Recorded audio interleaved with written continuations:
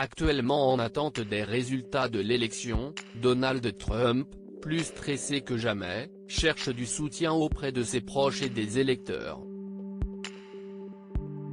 Mais il a été abandonné par son personnel qui ne s'est pas présenté au travail le vendredi 6 novembre selon les dires de Wei Jiang, la correspondante de la Maison-Blanche, lors du direct de la chaîne américaine CBS News.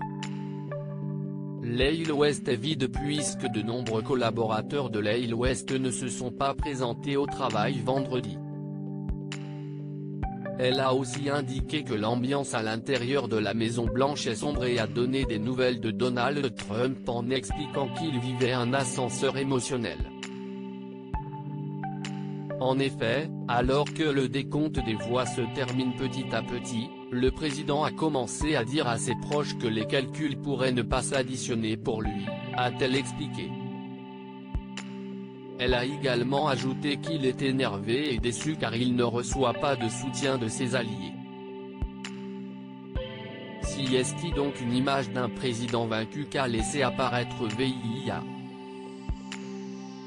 Pour rappel, même si les résultats définitifs ne sont pas encore connus, il laisse sous-entendre que Joe Biden serait le gagnant de cette élection. Mais l'époux de Melania Trump a décidé de ne pas en rester là et n'a pas hésité à utiliser Twitter, réseau social sur lequel il publie très régulièrement. Dès le départ, il avait revendiqué sa victoire dans de nombreux États où les votes n'avaient pas été encore dépouillés.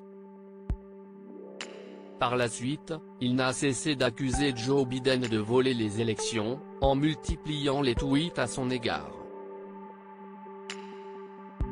Des dizaines de milliers de votes ont été reçus illégalement après 20h mardi, jour des élections, et il change totalement les résultats en Pennsylvanie et dans certains autres États, a-t-il écrit ce samedi 7 novembre.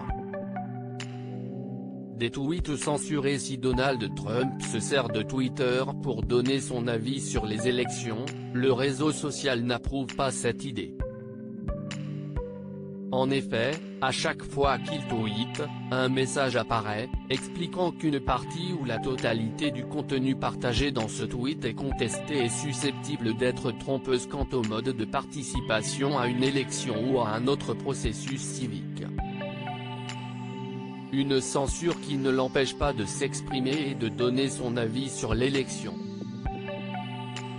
Ce samedi 7 novembre, Joe Biden est en tête avec 264 grands électeurs contre 214 pour Donald Trump. Pour rappel, afin d'être élu, un des deux candidats doit obtenir 270 grands électeurs.